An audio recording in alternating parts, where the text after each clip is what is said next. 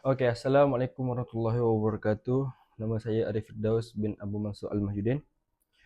Saya daripada kos Diploma Dakwah Islamiah, belajar di Kolej Al-Quran Terengganu. Hari ini saya akan membentangkan satu tajuk iaitu keusahawanan. Dalam tajuk ni saya pergi interview seorang usahawan ni. Nama kedai dia adalah Cafe Kopi Langit. Okey, kita akan pergi ke slide seterusnya. Kita akan masuk beberapa topik. Bermula daripada pengenalan, lepas tu pengenalan sumber modal, pengenalan cabaran, pengalaman kejayaan dengan nasihat lah atau kesimpulan. Okey. Untuk pengenalan ni, beliau dikenali dengan singkatan daripada IAIT. Singkatan IAIT tu merujuk kepada ingat Aziz, ingat takaful lah. Dia diasaskan oleh individu berpengalaman 3 tahun dalam bidang takaful. Maksudnya owner ni dah berpengalaman lah selama 3 tahun dalam bidang ni. Nama IAIT ni dia digunakan sebagai jenama untuk selepas tidak lagi sepada tidak ada lagi dalam dunia takaful ni. Gitu. Tapi IAIT ni dia merangkumi pelbagai cabang perniagaan seperti kontraktor, kedai makan, produk dan perkhidmatan macam tu lah. Jadi kesimpulannya dekat sini, IAIT tu merupakan jenama lah dengan pelbagai cabang perniagaan beliau. Okey. Kita pergi kepada kewangan sumber modal pula. Yang pertama, modal perniagaan bermula daripada komisen kontrak jual rumah. Maksudnya abang ni dia daripada modal dia tu daripada dia jual rumah lah. Bermula sebagai kontraktor kecil, kemudian menjadi ejen hartanah, macam tu. Untuk hasil jualan dia mencecah sekitar 1.4 juta di daerah Marang. Ni hasil jualan dia yang pertama lah.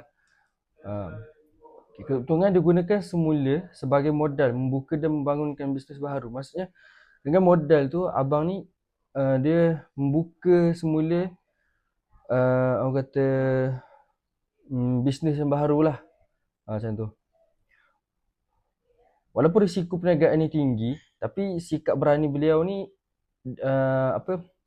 dia dapat membantu kejayaan dia. Maksudnya dia dapat mengurus dia punya masa tu. Walaupun risiko perniagaan ni tinggi, tapi beliau ni dia ada satu sikap, iaitu sikap berani lah untuk menguruskan dia punya perniagaan ni. Sebab itulah dia dengan sikap berani itulah yang dia dapat berjaya tengok. Sebenarnya perniagaan ni berkembang daripada usahawan solo kepada mempunyai staff. Maksudnya dulu beliau ni dia bekerja sendiri je. Sampailah satu tahap ni dia bekerja dah ada orang bawah, dah ada staff, macam tu lah. Kesimpulannya nak khabar, kerancangan kewangan yang lebih baik menjadi asas kejayaan dan kestabilan perniagaan. Maksudnya kalau kita ni pandai jaga kewangan dalam bisnes kan, tak boros ke apa kan, kita mampu kembangkan lagi bisnes tu kalau kita pandai. Macam tu. Okey, kita teruskan slide seterusnya, iaitu pengalaman cabaran pula. Yang pertama, mengurus banyak bisnes menyebabkan cabaran dan dugaannya besar. Maksudnya beliau ni dia ada banyak bisnes kan. Jadi menguruskan banyak bisnes ni merupakan satu cabaran lah untuk beliau. Penyelesaian dilakukan dengan membahagikan tugas kepada pekerja dan memberi kepercayaan.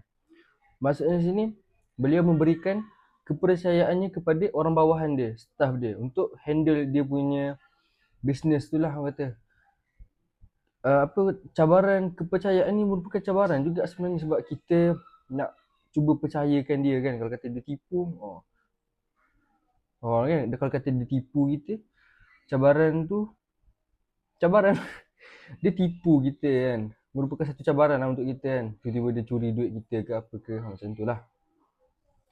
Setelah cabaran utama termasuk mengumpul modal dan mengurus sumber kewangan. Maksud sini modal, kewangan, untung semua ni dia cabaran juga. Sebab apa? Sebab kalau kata kita nak keluarkan modal, kita kena gadaikan sesuatu juga, merupakan satu cabaran lah juga.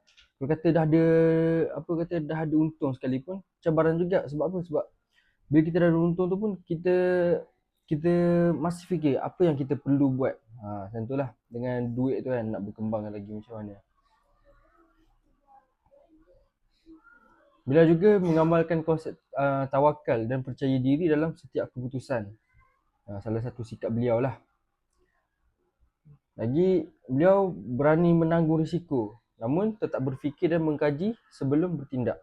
Maksudnya beliau ni, dia orang yang jenis macam bila dia nak lakukan sesuatu, dia akan buat dengan percaya diri lah. Tapi apa-apa pun akan semak dululah. Orang kata kaji dulu apa yang patut, apa yang tak patut. Supaya tidak ada berlaku benda yang tidak diingini lah.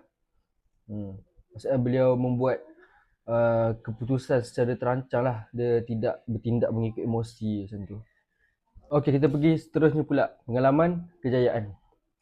Bermula dari keadaan serba kekurangan lah sebenarnya beliau ni. Maksudnya beliau daripada sebelum ditubuhkan bisnes dia ni, beliau ni tak ada apa pun. Dia tak mampu apa-apa lah kiranya. Dari kosong lah kata.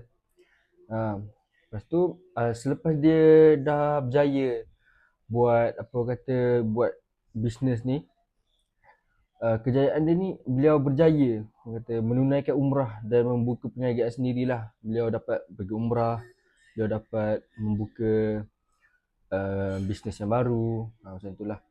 Dari hasil usaha dan tawakal beliau lah. Lepas tu beliau memperoleh komisen jualan rumah dan membina kehidupan berkeluarga. Kejayaan ini juga dicapai melalui usaha gigih beliau lah. Itu keyakinan diri dan bergantung kepada Allah lah yang penting kan. Okey. Kita pergi ke akhir sekali lah, iaitu kesimpulan ataupun sedikit nasihat lah kan. Nasihat daripada beliau, kata kita kalau berniaga ni, kita mestilah ada niat yang ikhlas kerana Allah lah. Yang pertama, yang penting sekali. Lepas tu yang seterusnya pula, kita perlu menjaga masa kita. Masa solat, keutamaan kita lah solat tu, walaupun sibuk bekerja. Maksudnya kita ada dekat mana-mana sekalipun tengah buat kerja ke apa, kita berhenti dulu. Bila dah masuk waktu solat tu, kita pergi solat dulu.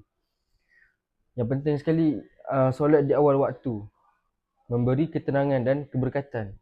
Maksudnya kalau kita solat awal waktu ni kan, Zuhur pukul 1.30, lepas tu kita solat pukul 1.30 tu, ataupun pukul 2 lah. Lepas tu masa yang nak tunggu asar tu dia lama, panjang, sebab kita solat awal dah. So benda tu akan memberikan ketenangan kat kita lah. Kalau kata Zuhur pukul 1.30 tapi kita solat tu nak asar dah, solat pukul 4, lepas tu dia 4.30 asar dah, macam kita kejar macam gitu.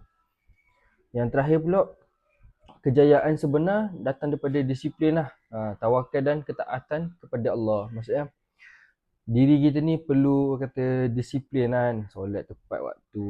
Lepas tu bila buat kerja tu bukanlah lalai, ada tugasan apa-apa tu buat, bukannya kita suruh orang lain kenapa. Disiplin lah kan. Lepas tu tawakal kepada Allah. Macam tu lah. Itu saja daripada saya untuk pembentangan kali ini. Macam mana korang, menarik ke tak menarik tentang beliau? Daripada tak ada apa-apa sampai ada bisnes kopi langit, macam-macam lah yang dia ada. Kalau korang suka, jangan lupa untuk like. Okay. Assalamualaikum warahmatullahi wabarakatuh.